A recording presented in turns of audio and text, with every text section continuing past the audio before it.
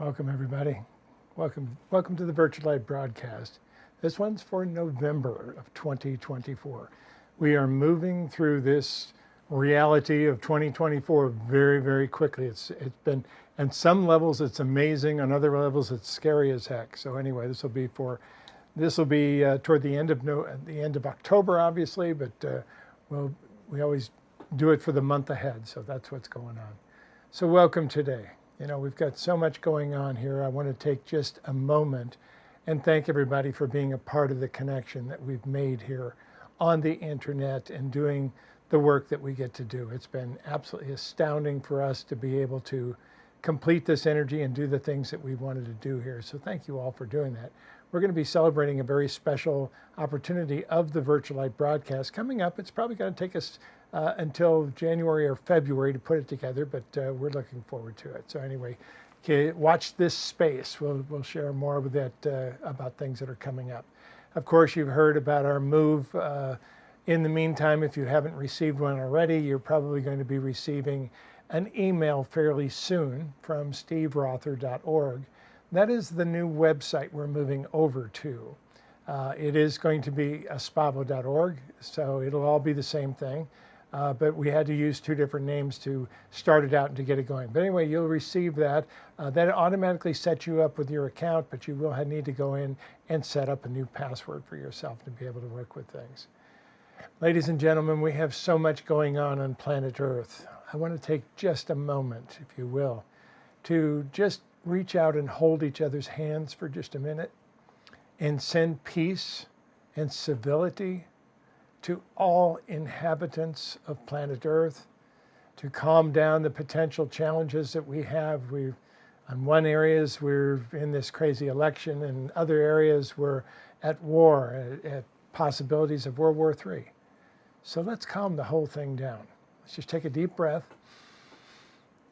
Just reach out and energetically hold each other's hands for just a moment. You're spread out all over the planet in different places. It's a perfect opportunity for you to plant a little bit of light where you are in your locality right now. Good. And just visualize for a second that everything is calming down, that we're starting to come to some common understandings together and to release some of this negativity and these challenges that have been going on planet Earth. Good. Take a breath. And as you release, finally, let's receive gratitude, the greatest of all the creation potentials. Be thankful for what you have right now in the midst of wherever you are. There are many people who have lost everything recently. There's people that are in the midst of wars. We know many of them. Many of them are part of the Aspavo family. The reality is we're seeing it all over the place. Be thankful for where you are first. That's probably the best. Go into a state of gratitude right off the bat and then extend out into the rest of the world and reach a hand out. Good. Take a breath and just come on back into your body when you're ready. Excellent. Thank you so much. We're also getting pelted, if you haven't heard it, with X-ray solar flares that are coming in from different parts, and they seem to be sweeping across. So they used to be pointed in one direction mostly, but now they're coming out in a different way and really blanketing planet Earth with some beautiful auroras that you get to see as a result of this. But we're also absorbing that energy. So please be aware that you might be a little bit on edge from some of the energies that are coming in. This might be a difficult time to make good decisions. You want to take a breather. You want to make sure you're grounded during this time because you're actually getting a lot of energy coming in from the sun. These are the neutrinos that we talked about that science basically says just passes through us. They don't actually interact with our physical bodies at all. The group says they do. And we're getting a lot of them right now. They're not harmful, but we're simply getting overcharged in some areas. So anyway, that's it. They wanted to make you aware. The NASA, the most recent thing that I saw from spaceweather.com says that they have now declared that the peak of the cycle 25 is here. And that's the solar cycle that we're in. When they say the peak, they're talking about the next year. Okay, so that the reality is we're going to be getting these for a while. And the idea is that we all, especially as light workers, as empathic beings, it's very important to be grounded, to let that energy come into you, but also to ground it, to release it. How do you do that? Well, everybody does it differently, obviously. Sometimes these are eating good foods. Sometimes these are enjoying yourself. Sometimes these are doing the creative things that you love to do and bringing through your own channels. Sometimes it's, whatever it is. Sometimes it's touch. Sometimes it's sex. Whatever the case, these are grounding tools that you can bring through the physical body to not build up that energy in the physical body. When you do build it up, it ends up in the vagus nerve. We've talked a lot about that. That makes it more difficult for you to release it over periods of time. So anyway, with that, know that we can all work together with this. And as long as we stay grounded, as long as we stay on purpose, and we stay connected, we can make a huge difference. All right, I'm going to bring you Meg. She's got an incredible segment here today that I'm looking forward to seeing and hearing myself. I don't get to watch them all beforehand because she records them the day before or the day of sometimes. But anyway, we've got some magical segments here today, so I'm thrilled to bring you Meg Adamson. Hi, everybody. It's so nice to be here with you again this month. Let's jump right in. So the topic that I want to discuss this month is who is your authentic self? I come across this term a lot in my line of work as a clinical hypnotherapist. Clients will often say to me that I want to become my authentic self. And what I've come to realize is that this means something different to everyone. So in my curiosity, I looked up the Webster's Dictionary meaning, and it said, to live in accordance with one's own beliefs and values rather than those of others. Which makes sense, right? In other words, to be uniquely you, living by your own beliefs. But the question that I want to ask you is, are your own beliefs about you authentic? This is where it becomes very nuanced. What if your beliefs from your past state that you weren't loved enough, or cared for enough, or seen, or valued, or safe? What if those beliefs are still being held dominant? Right? If you've not dealt with those silent beliefs, and they're silent because they're running unconsciously, this is because your subconscious mind is holding them dominant. If you experienced emotional pain, it registers that, prioritizes that. Why? Because its job is to keep you alive and to keep you safe and to govern your body. So it's now going to prioritize that, hold that dominant, and weigh everything against that. In essence, always being on guard to make sure that you never experience that feeling again. So that turns into sabotage. So being on guard means I don't take those risks, or you don't go for that promotion. You don't believe you're capable. You don't start that business, or ask that person out, or tell that person how you truly feel in a vulnerable way. Then are you living authentically? But authentically isn't getting you anywhere near where you want to truly be. Because in essence, you are living authentically, but you're living authentically to those limiting beliefs, to that past pain and the protection of it. And so there's this internal conflict that says, there's a part of me that knows I want more, I'm meant for more, there's a bigger path ahead for me. And yet every time I try to consider it or step into it or move towards it, procrastination comes in and I shut the whole thing down. That's a coping mechanism. Or I get scared and I freeze. Or the voice in my head starts to tell me all the reasons why that can't work for me. So you see, your subconscious mind doesn't know the difference between past pain and present fear of that same pain. There's no o'clock in the subconscious mind. There's no time. There's only now, and each now moment. So if you're not living your life in a way that you love, chances are that your silent past is running your life right now. And you feel like there's nothing you can do about it because it feels like that's how it is. It feels like that's what's true. But deep down, somewhere inside of you, knows this isn't true. There's an innate intelligence, right? The subconscious mind isn't just a function of your brain. There is a field of consciousness, and it's part of that field.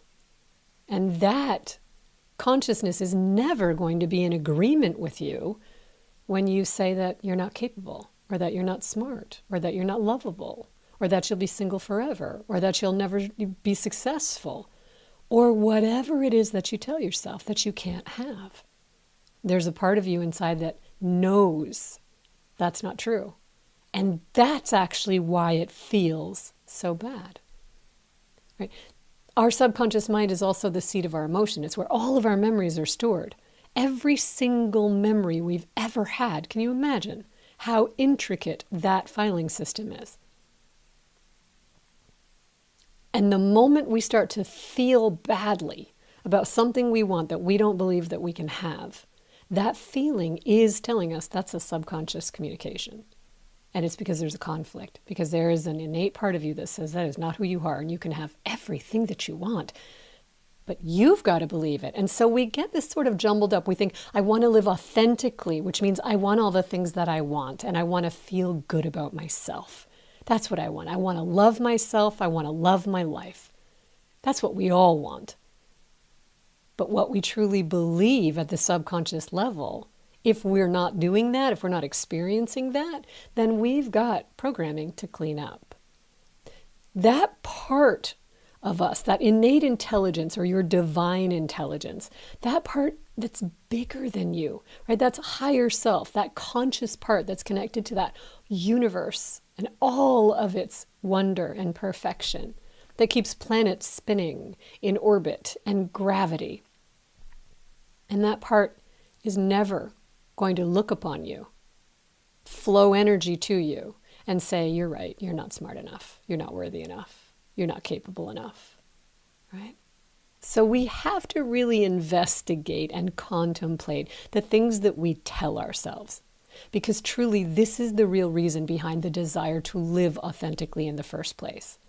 The world isn't the reason for you not being able to have or be or do any of the things that you want. That's just your brain's way of making you right. It will always spin a story to make you right. That's why in every argument, have you noticed? Your version is skewed or angled just a bit more towards you than the other person, and their version is skewed just a bit more towards them.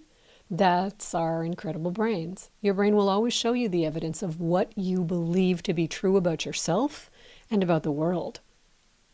So instead, if we looked at this reflection of our life, and instead of making it a self-judgment about us and our capability and our worth, what if we were able to become so emotionally mature and resilient and intelligent, we could look at it basically just showing us how we're doing and where we need to tweak things.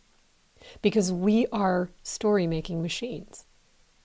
And we are meaning-making machines to those stories. So not only do we tell ourselves a story of why we can't have it, there is a meaning behind that about us that's personal. And it's those two things that conflict with our idealism of living an authentic life. So we tell a story in a way that's a bit curated towards us being right and justified for why we can't have what we want, while we also feel terrible deep down inside because part of us knows what we're telling ourselves is not true, not to the universe, not true to our divine innate intelligence within us.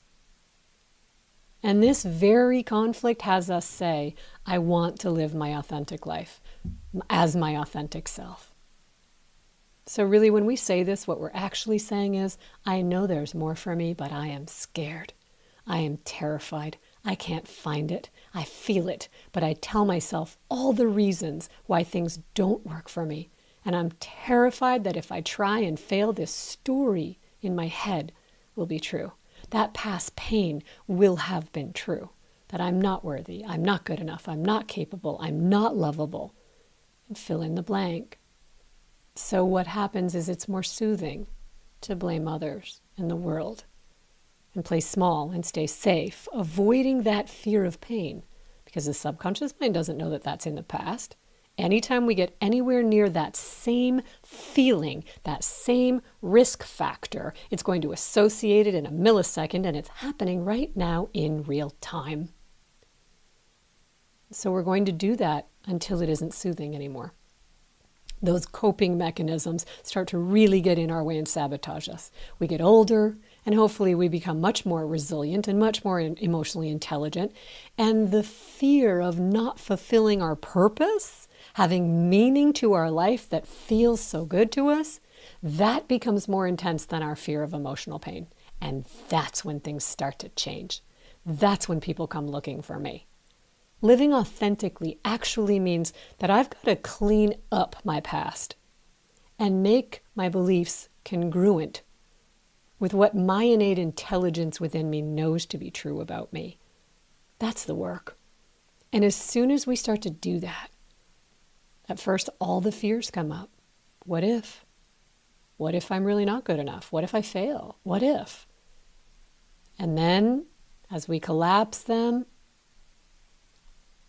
the programming that says, right, be careful. Remember when Dad said, what's wrong with you? We don't want to hear that and feel that again. Remember when Mom said, why can't you just behave? We don't want to feel rejected by her or anyone ever again. Remember in school when you didn't fit in?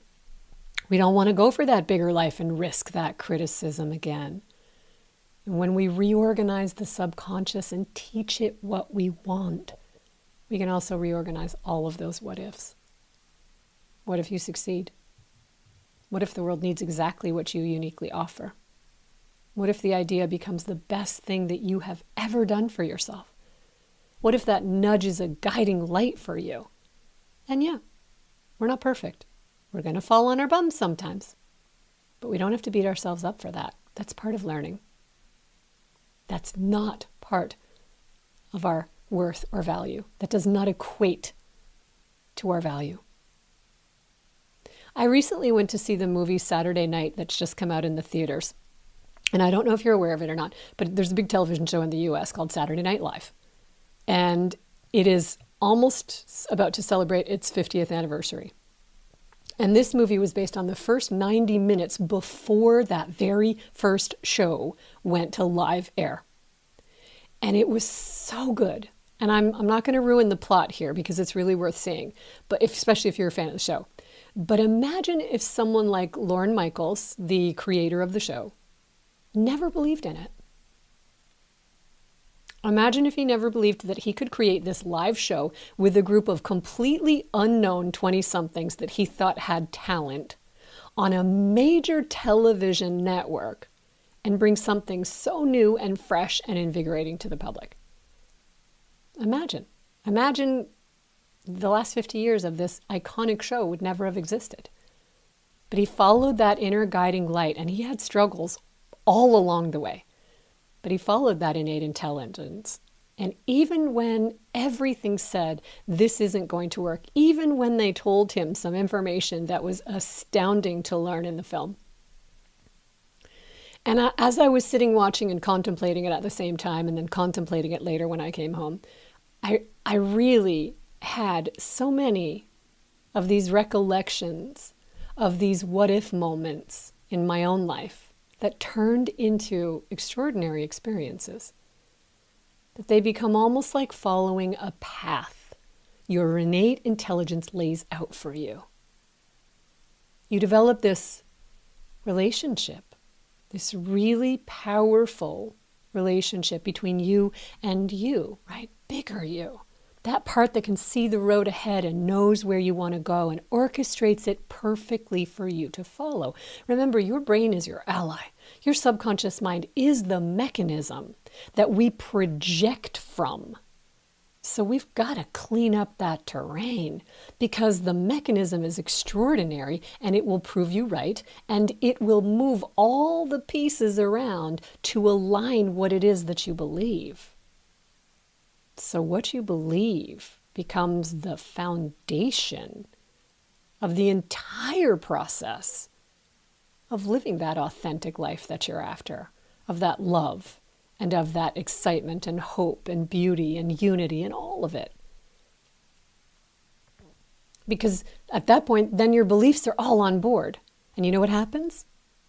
You start to expect it. This is the magic of being human, in my opinion. When you understand how your mind works for you and you take responsibility for it without it being anything to do with self-judgment, then you start to have an extraordinary experience. This, in my opinion, is the actual magic of what we call authenticity. And the most important part is it's already built inside of you, right? It's already working. It's already powerful. It's just working to guide you to more of what you don't want, because those are your stronger beliefs. Your brain doesn't judge you. Your subconscious mind doesn't ever analyze you, recognize reality from imagination, or deem you worthy or unworthy. It simply carries out instructions impressed upon it. We truly are our own reality-making machines. And you're already extraordinary. But you've just got to clean up that terrain in a way that's right for you. This is where the custom work really shines, because we might have similar beliefs, but we had completely different experiences. And so when you deal with them in a way specifically for your past, not a generalized way that everybody can relate to, but yours. This is so key, and it's why the results come over time. And so for the next month, what I'd like you to consider is this question: what would really make you happy? And please try not to make it about others. I would be happy if this person did this or loved me or treated me differently. That's just trying to control others' behavior and control the narrative. We don't do that.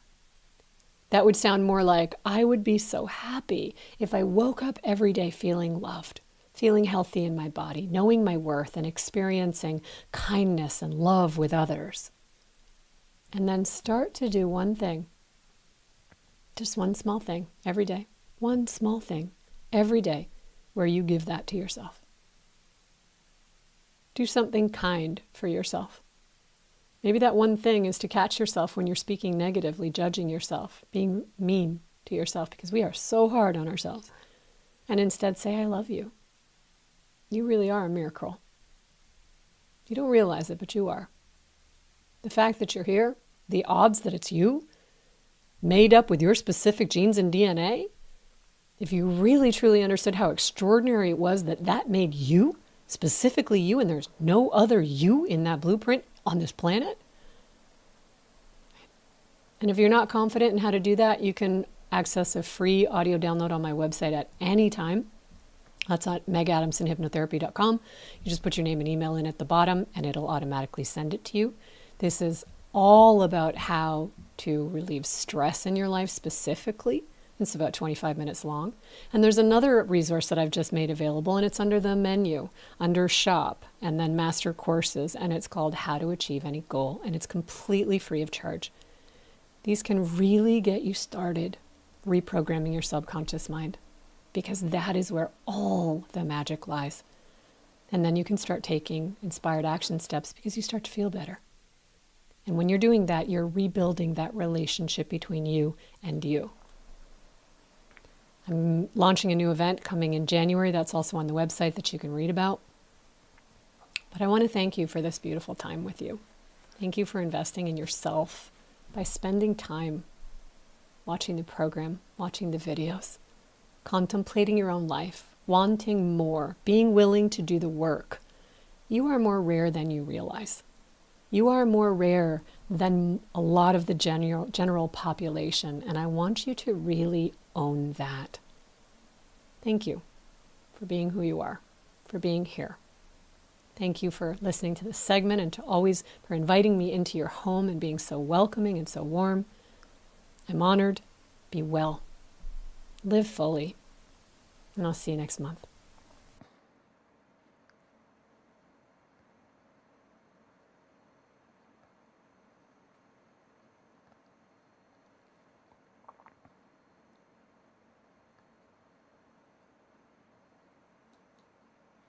Thank you, Meg.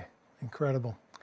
Yeah, I love the way she puts things, because she talks about the same thing the group talks about many times, but she puts it in different words. It's absolutely fascinating.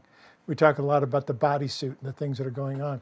I will also say that, recently we just finished a 2-day focus event on manifestation. And in manifestation, the group was talking mostly about living in the fifth dimension, in the fifth dimensional attributes, the higher attributes that we have now in front of us that we don't recognize because we're still trying to play the game with third dimensional rules. We're still trying to play the old game. And of course, all the fear of movement forward is trying to bring people back into the good old days, which people think we're good. So anyway, a lot of the fun things that come up with that. But I wanted to mention that during those times, they actually mentioned that in the fifth dimension, that you would actually be able to see your own motivations a lot more clearly. And they said this clarifies your manifestations. Very simple. If you see your own motivations, you're in agreement with your motivations, you balance between your head and your heart, you will manifest in the fifth dimension.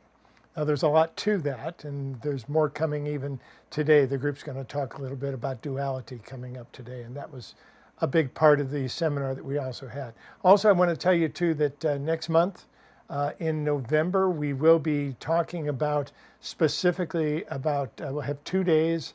I think it's the 15th and the 22nd. It's the third and fourth Friday of the month. That's how these are going to run now. So the last 2 Fridays of the month are going to be the focus events, where we allow other people in to come in and just buy those events. Other than that, they're part of Lightmaster. If you buy the Lightmaster events, everything is included. But the last 2 that we're going to do in November are on your dark side. It's called Embracing Your Shadow Self. And the idea is to balance your dark side for personal growth, to be able to ground, to be able to release that. We all have this part of ourselves that we see. And part of this is coming out of duality, which the group's going to talk about right now. But the idea of that is that embraces all of us, not just a little part of us or part of who we think we are. We can actually embrace the whole person. And the group has said this from the beginning. There is beauty in the darkness. That's it. If you doubt that, if you've ever read a poem by Edgar Allan Poe, if you've ever seen some of the crazy movies that are out there, there's all kinds of people that are very, very much on the dark side and very beautiful.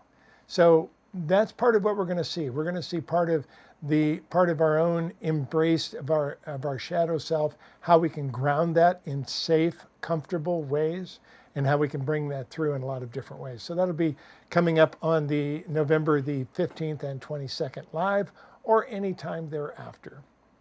I'm going to bring the group in. We'll close with the channel for the month. I'm looking forward to it. Aspav, everybody. Thanks for being with us. I'll be right back.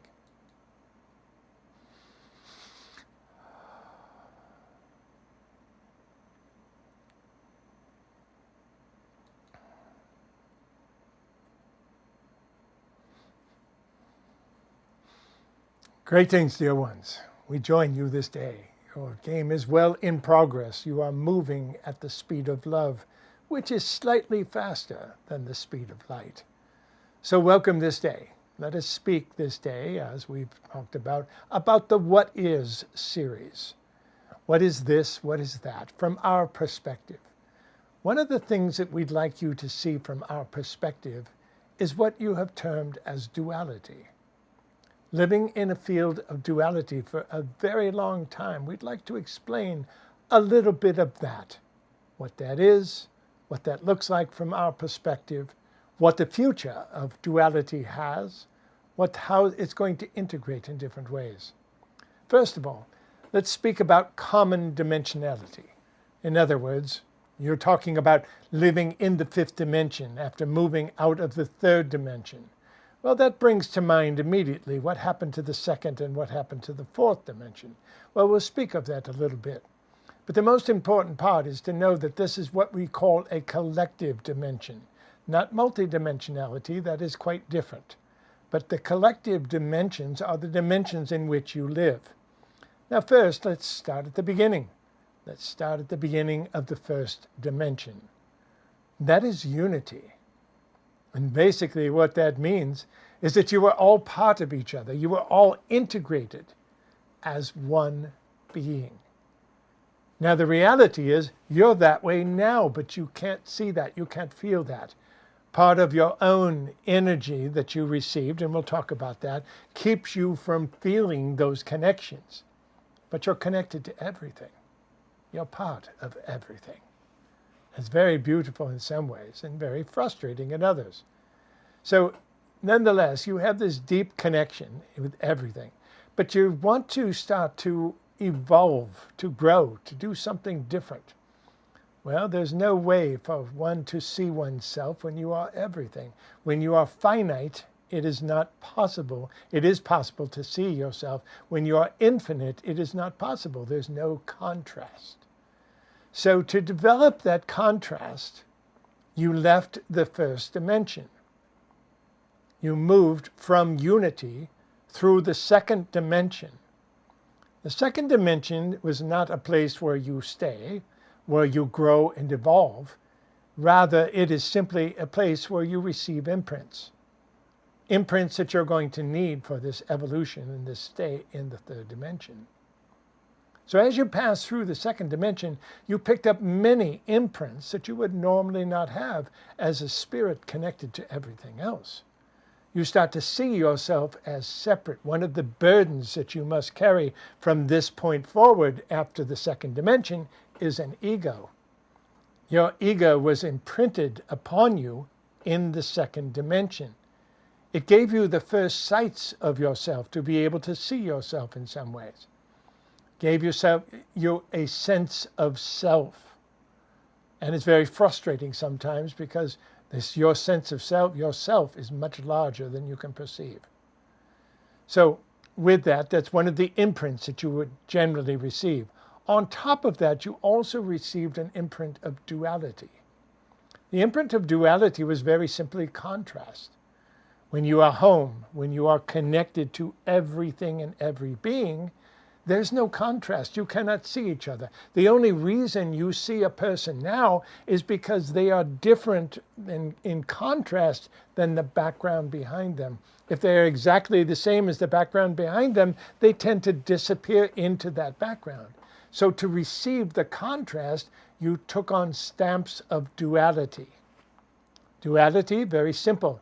They would take you to the outer edges, the extremes of everything. You would look for things to be up, down, good, bad, right, wrong, love, fear, all of the opposites. The reality is in the middle somewhere.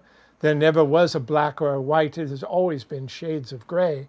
But nonetheless, you perceive things this way because it allowed you to step out of that singularity into a state of pretending to be separate from each other. And duality has worked quite well. Now, as you take these next steps and start anchoring into the fifth dimension, you've also already passed through the fourth dimension. You'll find that after going through the fourth dimension, you've been imprinted with new imprints. And although you keep trying the old imprints in the fifth dimension, the reality is the new imprints are going to open up millions of times more possibilities for you. So stretching into those means releasing some of the ideas that restrict you from that. because your bodysuit carries all of your belief systems. It carries who you are, it carries your experiences, your good, your bad, your indifferent ones, all part of this avatar that you use to move through life. Not the physical body, but the bodysuit itself, the energetic bodysuit. So when you work with this in this way, it basically presents itself and gives you opportunities to use it in many different ways. In the third dimension, which you humans have been in the third dimension for some 14,000 years. So the reality is you've been very comfortable where you are. Never before has anyone and any beings anywhere shifted dimensions like you are doing, which is why all eyes upon the universe that can see are watching planet Earth during these times. These are critical times in many different ways, dear ones. These are the times that you set your footprints down for others to follow. Because as we mentioned, there will be many who come to watch, to see how it was done on planet Earth, to figure out the best ways to do their own lives, their own planets, to take things in a new direction. So you are the first ones that have had the blindfolds completely removed. You are on the planet of free choice. And although some of your choices are not completely free, the reality is you have chosen to play this game. Now, with that, you'll also find that new opportunities abound in the fifth dimension. Many of the limitations are there for you to grasp, to start using very practically and very energetically right away. But we also tell you many of your old belief systems keep you from doing it. Number one, your ego. That is a second dimension attribute that you received. Your ego needs a fairly major adjustment, dear ones, because we tell you you are creator beings. And yet it is really not quite possible for you to grasp that you have created everything that you see and you open your eyes. It's not possible for you to grasp that the atoms were moving around inside the room all on their own until you opened the door and they suddenly formed what you were expecting to see. You are creator beings far and beyond your understanding. Many of the stories you tell of masters that have walked upon the earth are sometimes only stories, but the reality is you feel drawn to them many times because you know the truth in them. You know that you have those capabilities. And yet you can't see it in the lower vibrations, mostly because you're looking for the extremes. That is what duality does. The duality has you immediately look for the opposite ends. Well, what happens if I don't do that?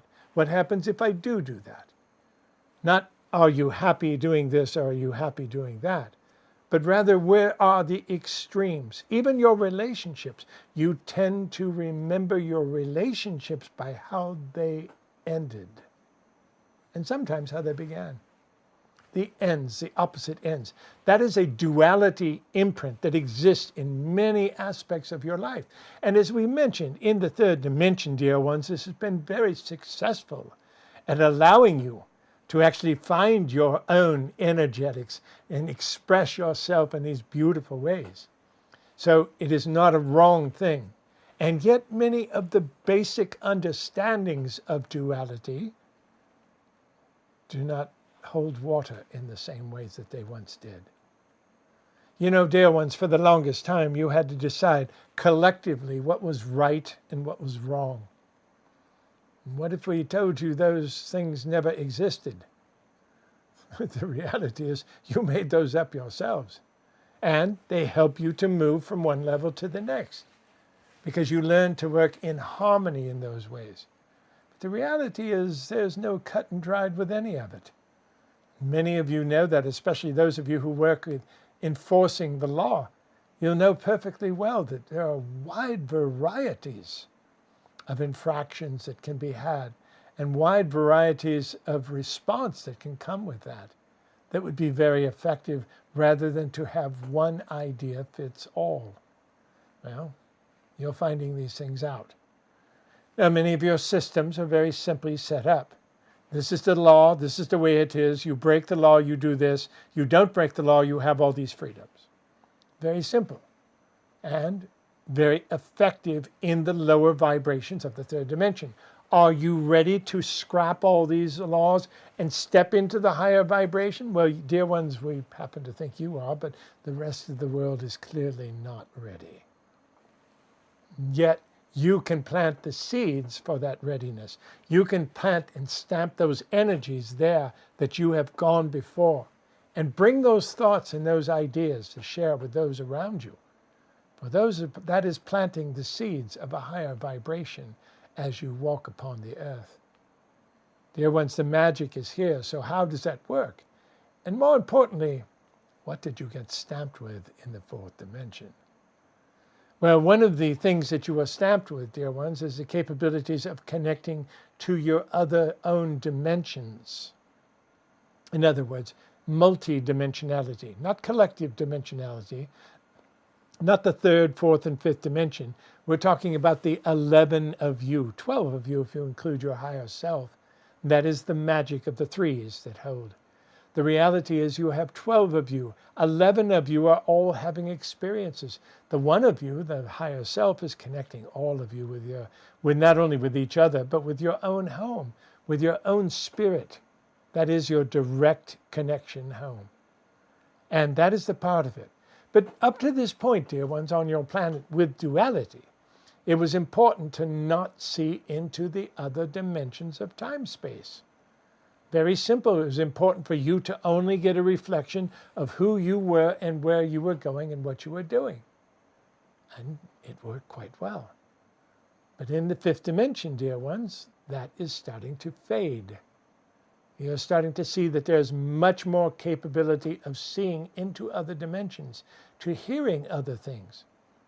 Now, just because you hear it from another dimension, does it make it true? Well, this whole idea of truth, dear ones, has already gone by the wayside on planet Earth. You do not share the same truths in these days. You have clearly been separated in your truths. So the reality is, find what works for you. Claim your truth. Dare to speak it, but speak it in such a way that it does not exclude everyone else. Speak it in such a way to make harmony for those who have a different truth to be standing next to you. You are all spirits from home. You simply have different experiences that give you different belief systems. But as you step further into the fifth dimension, you'll even hear parts of your own self that have opposing views of things that you have on your planet right now. And this is part of the balance. You also have many different aspects of things that you can be learned by a spirit as a whole. And as such, you go into this multidimensional experience. And again, the idea was to completely keep it separate from each other. As you move further into the fifth dimension, the walls between these dimensions get thinner and thinner. In the very beginning, you can start to hear things. You might even start to see little shadow figures out of the corners of your eye. You've seen any of the aspects of it. Now, years later, even after that has begun, you can actually start to feel heart connections. In other words, the magnetics of the heart coming through these walls. Sometimes that can be quite confusing, because sometimes you can feel it and pushes you into fear. For it's very difficult to equate exactly where it's coming from. So sometimes it triggers some of those fears that are deep within, having to do with energetics that you do not understand. And yet, other times it gets you very excited about the possibilities. But the reality is you're going to hear different aspects. None of them are perfectly true. Please understand that. What you are doing is exposing yourself to the whole collective which makes up the truth of you. But it's all 11 of you, connected through the higher self, through the 12th dimension. Now, as you continue to move forward, what's happened is you've gone through the fourth dimension. The fourth dimension has imprinted you with the multidimensional capabilities. Again, if you live your life in duality with extreme yes and no, extreme answers black and white and clear and foggy and the whole process around it. If you live firmly in those areas, you won't be able to see the new fifth dimensional attributes that you've gained. You won't be able to hear into other dimensions of time, space quite the same way. So starting to release the imprints of duality become some of the greatest ways of anchoring in the fifth dimension. And we tell you that is not easy. Does it mean you're going to scrap duality altogether? No, dear ones, we tell you you're clearly not ready for that. But there are many of you here that are here way ahead of the game, trying to find your place, trying to find your comfort, your safe space, if you will, while all this chaos starts to unfold on planet Earth. It will continue for a time, absolutely.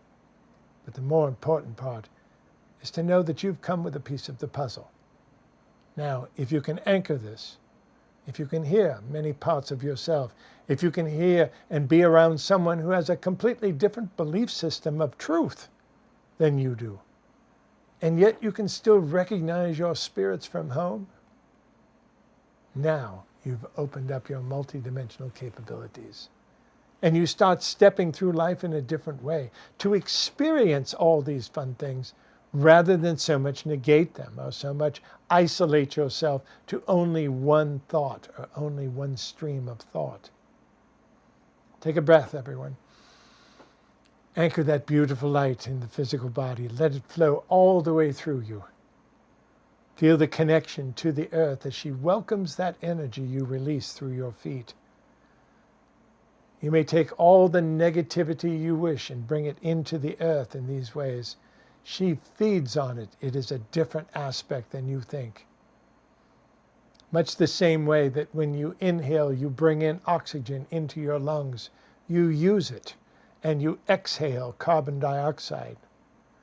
Well, you would think that that was bad, but the trees don't. The trees inhale the carbon dioxide and breathe out oxygen. The same is true with Earth. Give her your negative energy.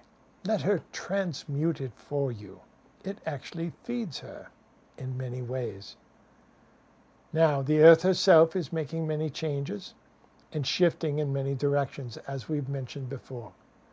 But again, stepping out of duality can have a huge part in whatever small ways that you can, to know that everything is on a scale that runs between black and white, but there is no black and white. There never was. It's all these beautiful shades of gray and all the massive colors in between. So choose your space. But know that duality has been here. You have been raised in duality, and therefore releasing all these pieces is difficult. And yet, to even listen to this, to think about your own duality, your own exercises of what is right and what is wrong, your own set of rules that you either lay down for your children or for other people in your life or for yourself. Stretch them out. Release many of the restrictions of duality. And watch what starts to happen. You'll find natural corrections coming in from different aspects because you've opened the doors to your multidimensional self. On top of that, your ego will need a final rebalancing. That is a second dimensional attribute that will not completely anchor in the fifth dimension in the same way. So rebalancing the ego, for most of you, might surprise you. It means bringing your ego up, not down. The reality is, if we tell you you are God, you have a very difficult time accepting that. Because your ego puts a natural perception on, no, that's not the person we see. We do not see the perfect person you speak of. You have belief systems in your bodysuit that you have gained throughout the whole process. Most of those belief systems are built on duality. Take a look. We've given you a suggestion to move into a field of triality. Triality simply means there is a third stage to everything, and there is. Number one, the universe is built on threes. There are many of your masters that have known this, that have used this to even produce their own forms of magic. Christ was one. Nikola Tesla was another. There are many attributes of people that have used some of these attributes quite well and understood them, but all of them say you can do the same thing.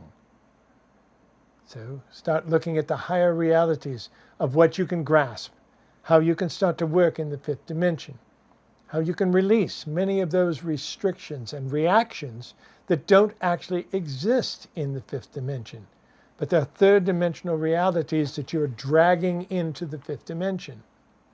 Well, these are many times your negative emotions and things that need balancing. There are other ways of balancing this energy. But to go on this grand hunt, to look for all these spirits that you've known from home, some of them you see behind a physical face that you do not know, but they smile and suddenly you know them.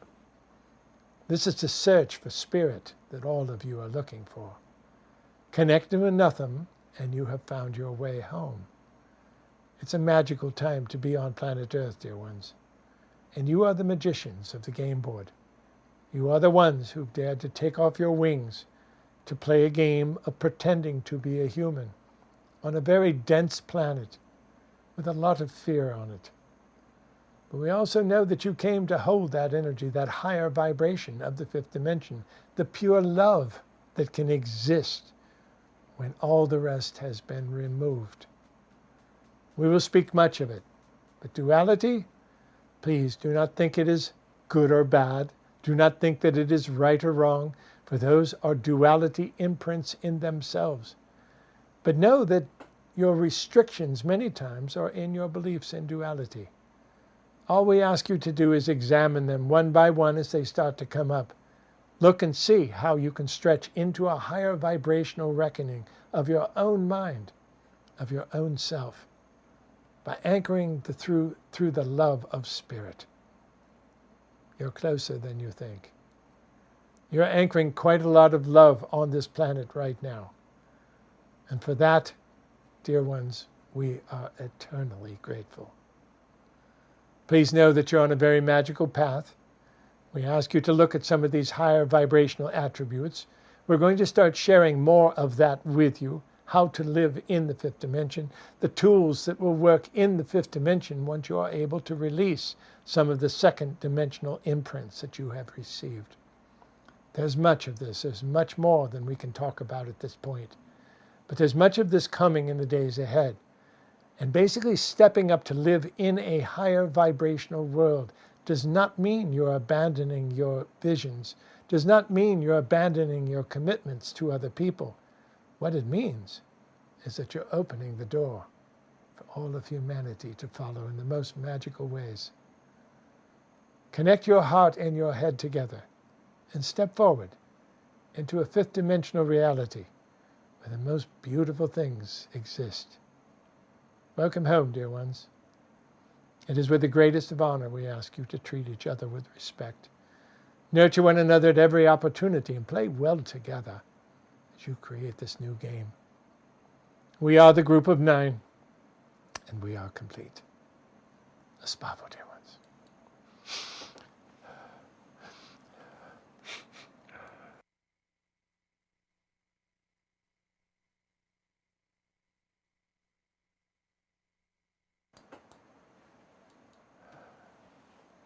Well, that took a lot out of me.